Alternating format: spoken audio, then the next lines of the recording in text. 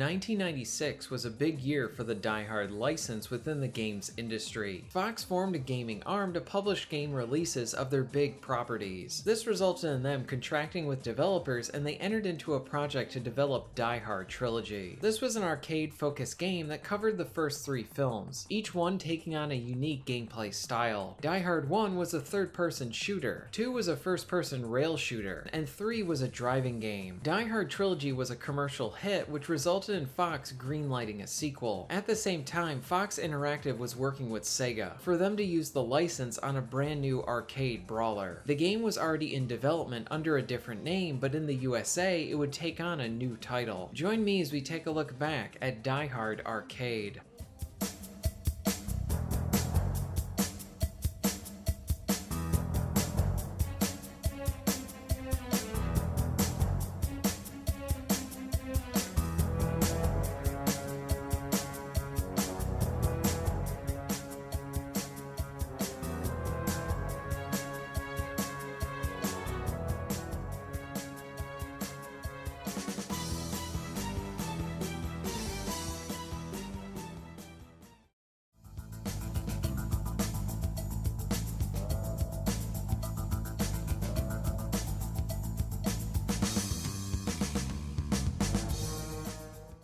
The early 90s were full of enjoyable beat-em-up games. One such series that was very popular on the Sega systems were the Golden Axe games. After making a few successful entries within this series, many of the same developers were interested in pursuing something new and set in present day. The goal was to create something more cinematic, along with having situations that could allow for the action to play out differently. These developers felt that many of the old brawlers had too much downtime between fights. This is where they thought they could implement new features to decrease the downtime and provide new exciting situations at a faster rate. In between the normal fighting stages, there would be brief yet flashy sequences that would prompt the player to hit a button to successfully complete the sequence. The trick was that the player needed to react very quickly and hit the right button. If the player successfully hit the right button, this would result in bypassing a smaller fight or even making the next fight a bit easier. On the flip side, if the wrong button was entered, then the player would not have that advantage. This new beat-em-up would be a joint venture between the Japanese-based AM1 Studios and the US-based Sega Technical Institute, along with including many interesting gameplay features. This new game would be heavily inspired by the action film Die Hard. One developer cited that when they saw some of the action being built for this game, they said that it was dynamite, and this resulted in the game taking on the name Dynamite Deka.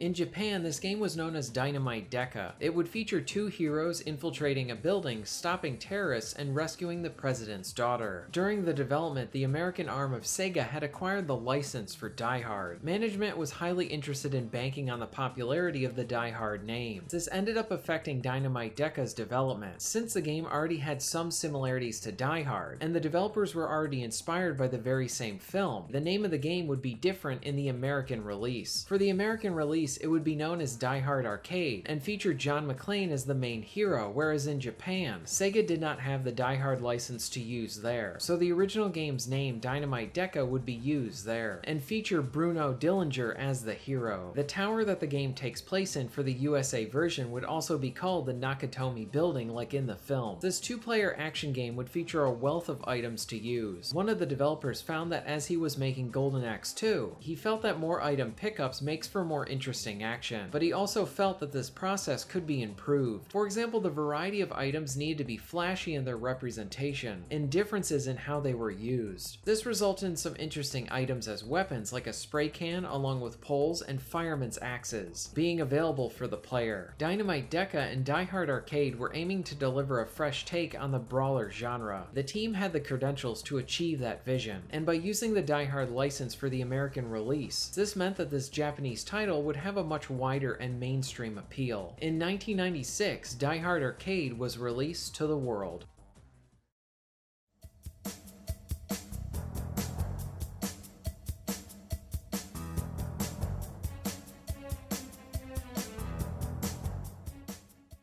Die Hard Arcade is a silly and very enjoyable 3D beat-em-up. The action is very good and remains a game that is very easy to pick up and play and offers some really good two-player co-op. This is a brisk brawler with loads of different weapons and pickups to use. An early form of QuickTime events is used as transitions between levels, and your actions can have consequences on the upcoming fight. If you are looking for a game that perfectly throws you into the first Die Hard film, you might be disappointed. But if you're looking for a solid brawler that happens to share some similar elements to Die Hard 1, then you will probably have a great time.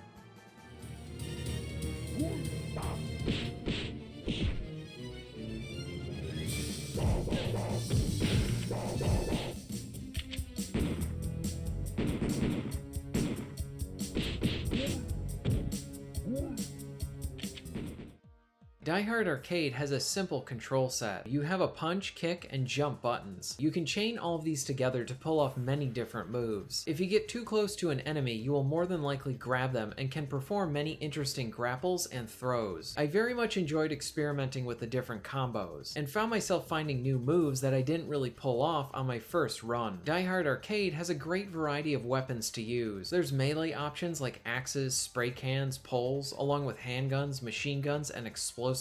Each of the melee weapons operate differently, with some being focused on stabbing attacks, and others being good for crowd control. You can pick up and store several magazines and then unload all of them when you find a gun. The sound effects are appropriately arcadey while providing good impact to your hits and shots. I really like how there will be comical sounds if you hit someone in the crotch as well. The enemies help to keep the action interesting. They can pick up the same weapons as you, along with coming in different forms like robots, sumo wrestlers, firefighters, among many others.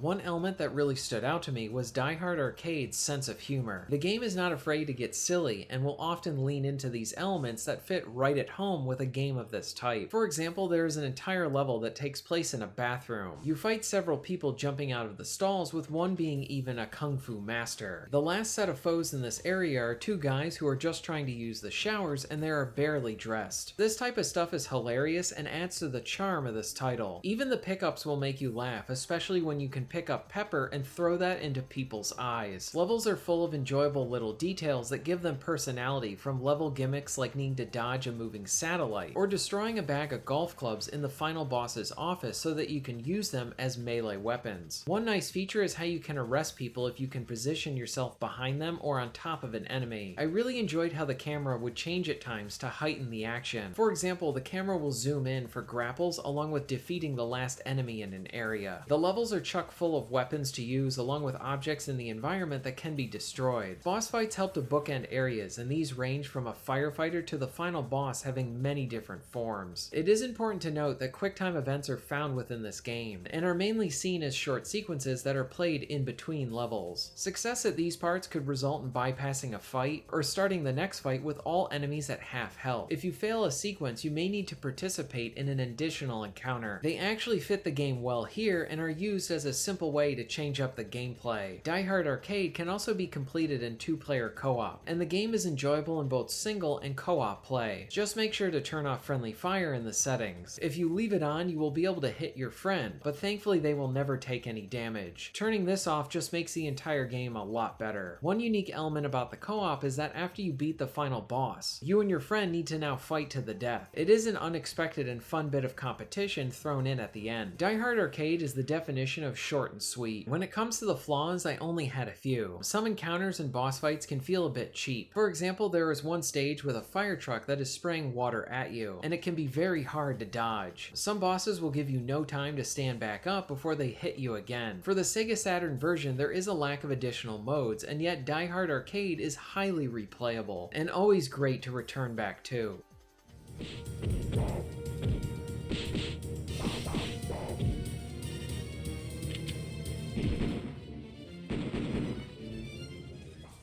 The PS2 version of Die Hard Arcade comes with several different modes. You have the classic Saturn version, the new version with updated graphics, along with some fun modes, like an Altered Beast mode where you are slowly losing your health and you need to pick up energy from dead enemies. Deadline is where you do not have a health bar and you only need to focus on defeating enemies as fast as you can. One Shot One Kill is where all guns kill everyone, including you, in one hit. I do like that this game included both the new visuals and the classic ones, allowing the player to have the ultimate version of the game. The updated version does have better graphics with the use of more detail, but I actually found it to be a bit too dark when it comes to the lighting. As a personal preference, I like the original look more. There is a certain charm to that early 3D action game that is great with Die Hard Arcade along with the brighter lighting. Either way, Die Hard Arcade is a solid brawler that offers 30 minutes of pure bliss. Before we move to the conclusion, here are a few tracks from the enjoyable soundtrack.